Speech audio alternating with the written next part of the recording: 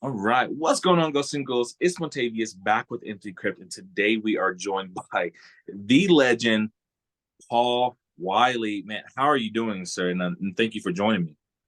Doing great. We weathered that storm here in LA that was supposed to be something massive that wasn't. So fortunate for Good, that. good, good, good. Yeah, I know, like that. What it was like was it a hurricane or a tornado or It was something? a hurricane and then we had an earthquake. Oh wow, I didn't know about the earthquake. So, like, did you feel anything?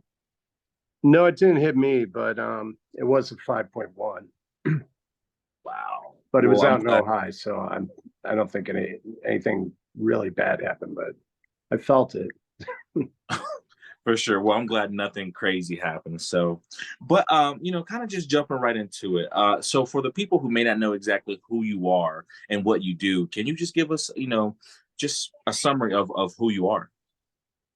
Okay, Paul Wiley. I basically am a composer for film. I've also been a live performer with a lot of bands, most notably Marilyn Manson.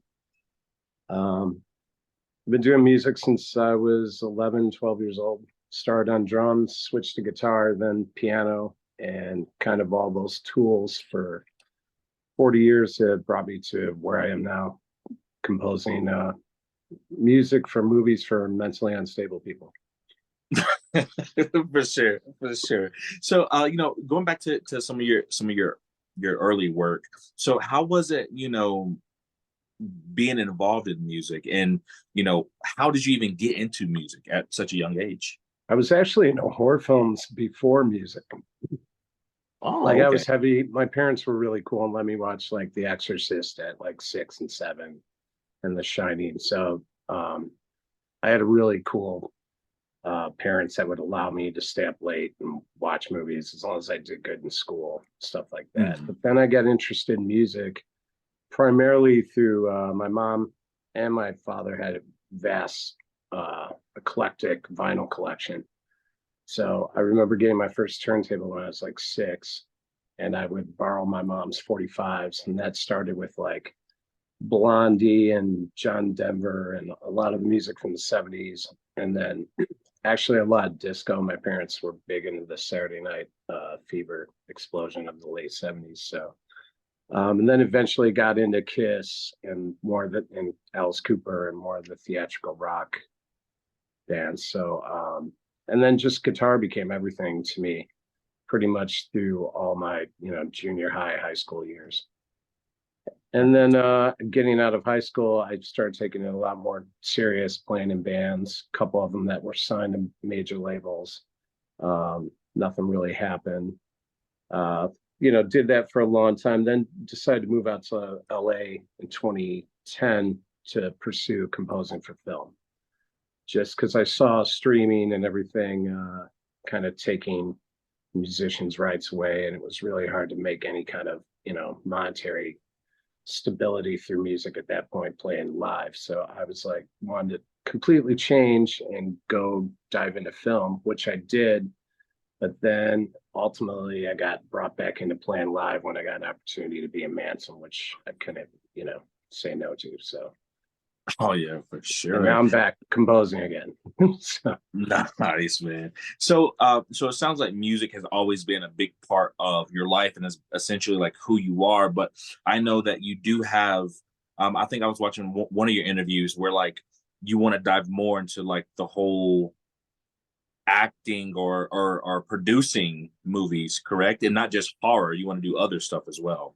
not so much producing, but I'd love to do a drama. I've done like Yeah. 8 horror films now. So, I mean, um, it'd be nice to do something inspiring, on the lighter side of things instead of watching people get murdered, every day. So after you do a couple, 4 or 5 of these in a row, you want to stay fresh if I'm going to keep. I know I'm always primarily going to be known for horror, that genre, which is great because it's still my favorite genre, but I'd love to break away and do like, a drama or even a comedy or just something with a different instrument palette, something, more challenging and something a little more uplifting, I guess you could say. Okay, so yeah, just like a whole different another like a spin on, what you're already doing.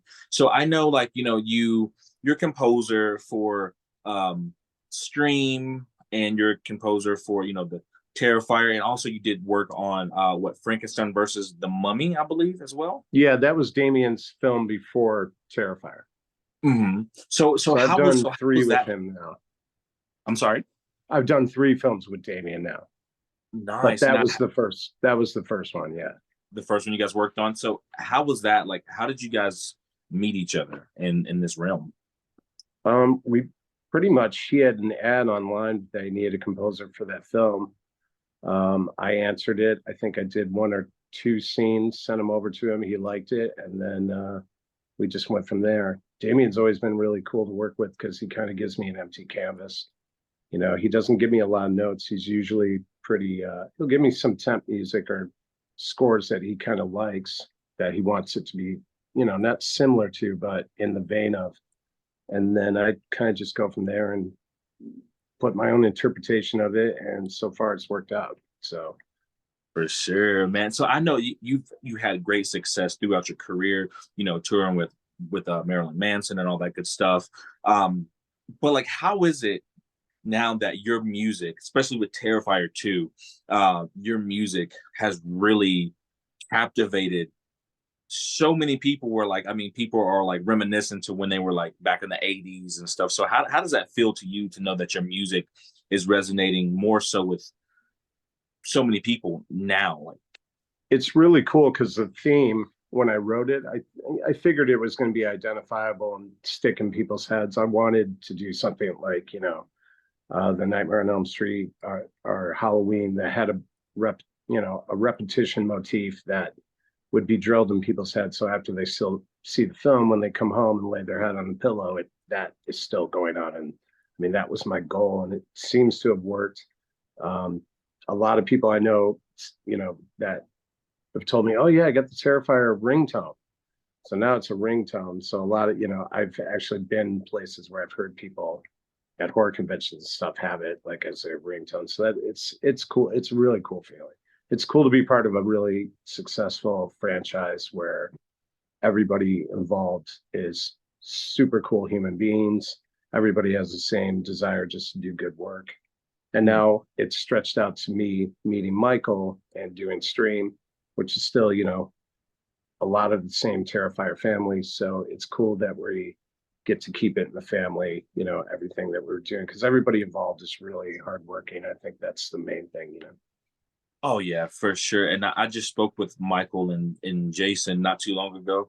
Love those guys. So I mean, what attracted you to, even because I know you can deny, people hit you up, hey, I need music for this, and you can say, I'm not really interested.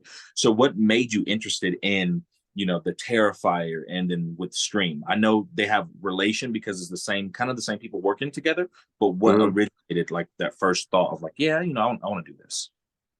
Well, Terrifier, when I did the first one, I got to see the whole final cut of the film, and I thought it was really innovative, as well as like a retro thing, throwback to what I loved about 80s slasher films.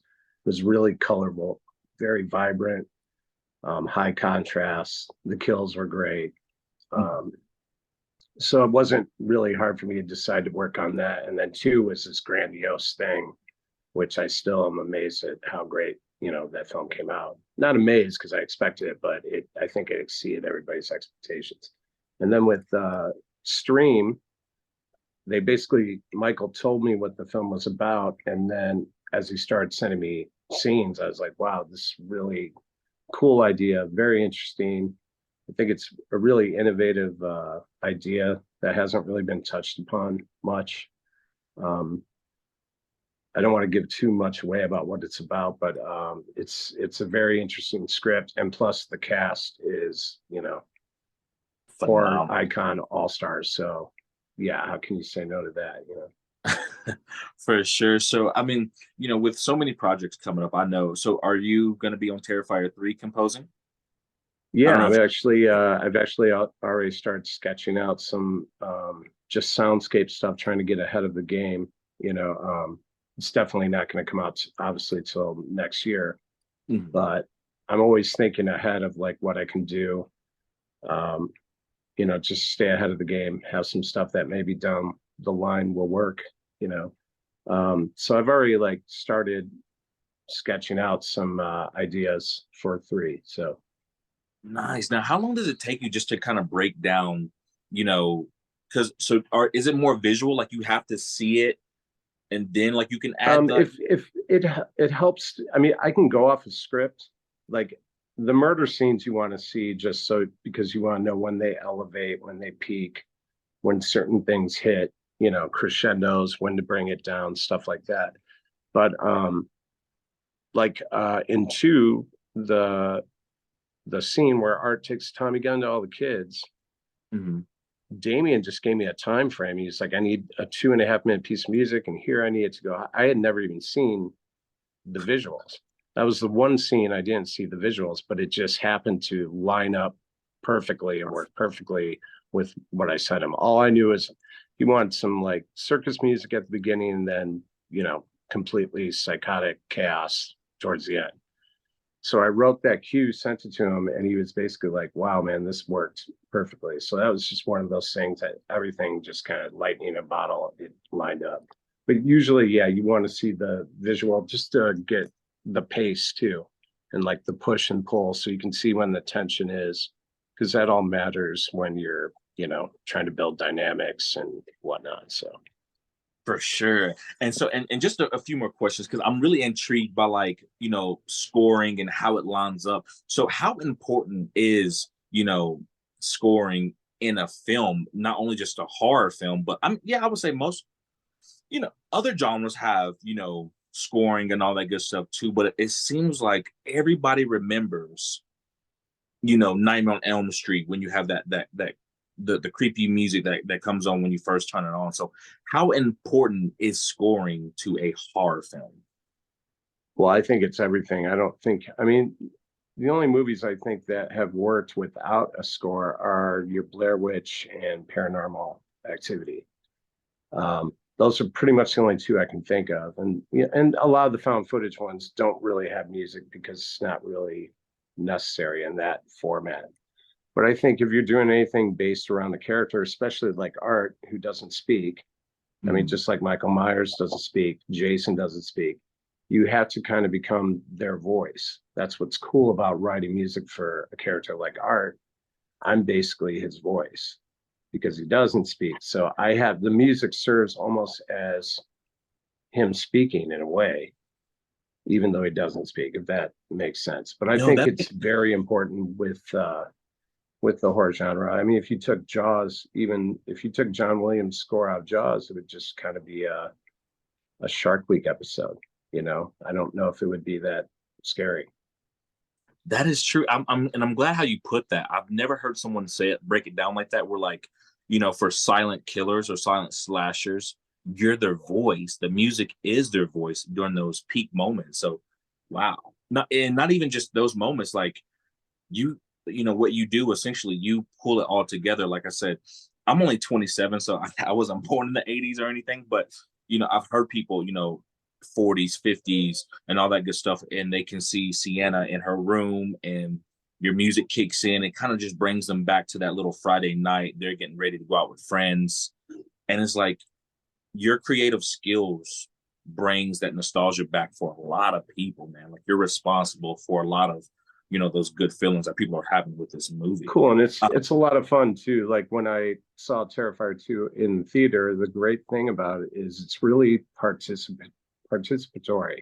So it was a lot of groups of people going and like high-fiving during Art's kills and laughing and cheering it on. It's almost like the Rocky Horror Picture Show of horror, It's like, it's I think that is the reason for its success is a lot of people want to go to the theater and experience something again. It's like an event instead of just sitting there watching a film. So, and then all the hype on it with, people throwing up and passing out. So, For sure, man. So, just a few more questions I have for you. So, are you going to be doing any more conventions or anything, or are you kind of pretty much done for the year? for this year, I think I'm doing Monster Palooza that's coming up here in LA. but that Mhm. will be the only one. I'm not really doing any other ones out of state this year, just because I'm working on a couple projects, and travel right now is kind of like, I'd rather not do it if I don't have to. So Yeah, no, for sure. So, do you like the whole convention realm, just kind of connecting with those crazy horror fans out there? yeah, I mean, I did Spooky Empire a couple months back in Orlando. I did the New Jersey one. It's always cool to meet the fans, Mhm. even the weird ones. Yeah, for sure, and they're definitely out there.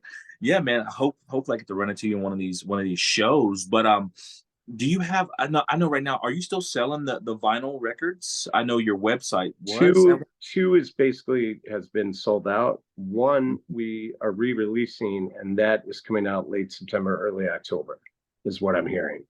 So right now, unfortunately, it takes 9 to 10 months to get vinyl manufactured because every good company is still backed up from COVID. And a lot of the major label artists are buying out all the time. So Mhm. it's like 50,000 Adele records from a major record company will hit all these plants, and then all the little guys like me get pushed to the side. This odd. So if you're an indie artist right now and you want vinyl, it takes about 9 to 10 months, unfortunately. Wow. And But I speaking of will that, say it will man, be worth it because the manufacturer we use is great sound quality. The artwork is awesome, so I'm looking forward to it. So we should have those like next month, and then start like, shipping those. But those are pretty much almost already sold out too. cool. No, that's perfect. Now, so just in closing, what's next for you? Like, what's next that you want to get into? Maybe next year, 5 years from now. I'm actually working on a film right now. I can't really talk about it, but it's really solid film. And then after that one, I'm going to take on some passion projects that I'm producing a couple people. I also have, I mean, I've got a project called Razor Candy. We're going to be putting out something new around Halloween. And then I actually want to finish my record, which my project is called Devereaux. And I've been sitting on this record for 6 years. I'm finally going to release it this year. So I haven't Nice, had man. a lot of time just because it's been film after film after film, because I've done like four in the past 8 months. 4 films? Yeah, Wow. so it's been like one every 2 months, and sometimes I'm working on two at the same time. So I haven't had a lot of chance to actually get back to writing songs and like producing and working with bands and artists. It's just been me coming up with spooky shit by myself. So I'm looking forward to actually taking the fall off to do more projects like that. So Nice, man. Best of luck with that as well. cool. So, and just like one last question. So, where does your mind go when you're trying to create, different scenes or different music for these scenes? Like, is there you just try to think of something fun, or like you have to think of like a dark place that you can pull from? Sometimes I'll start just with like noise. Sometimes I'll just be sitting on my couch and start banging on something. And then I'll take a mic it up, and then throw it through a bunch of pedals and see where that goes. And that can be the sense inspiration for a whole 3 minute piece, maybe be underneath the whole thing where you don't hear it that much, but you feel it. And then I'll Mhm. just build off that. Um, I've taken appliances before and clanked on them and mic them. I can open my windows and get a lot of the sounds of LA at night, and filter those so you don't even know what it is. So sometimes it starts with noise, sometimes it just starts with a pulse. Other times I sit down, I'm like, okay, I want to do a complete string arrangement, like orchestral thing. That's more of a composing thing where it's like, okay, I'm going to write this section. Here's, the bass section, here's string section, the woodwind section, the trumpets, the brass, and Mm. then build it like that. But yeah, it's different. It depends on the film too, you know, Okay, and the cool. scene. If it's a scene that's more heavy dialogue where it's more underscore, it'll be more usually piano based. Start with there. But if it's a murder scene or something, sometimes it just starts with complete noise. For sure. Well, sir, no, I appreciate you joining me, on the Empty Crypt, man. I really do. Anything you want to say to, the Terrifier fans out there or just fans of your work? Um, Terrifier 3 won't disappoint. I already pretty sure of that. And anybody that wants to get any of the Terrifier music, CDs or vinyl, or what's available, they can go to sensoryrecordings.com. Perfect, man. Awesome. And any social media links you want to throw out there? Maybe your own personal one that people can just kind of stay up to Yeah, date with. the only one I don't participate too much in social media, just for lack of time. And but my Instagram is Paul Wiley Music. All So right. that's the main one. I used to be on Twitter and all that, but then I just kind of lost interest. So, but that's the one where people can actually see what I'm doing more than anything. So, Perfect. Well, Paul, thank you so much, man, and best of luck to everything you're doing in the future, man. We can't wait for Terrifier 3 and for Stream. So look forward to chatting with yeah, you. Stream is going to freak people out. I think people are going to dig it. So, Man, I can't wait. I'm excited, man. Thank you, okay, man, and you enjoy the rest of your night. All right. you too, man. Thanks a lot. Yes, sir. Bye.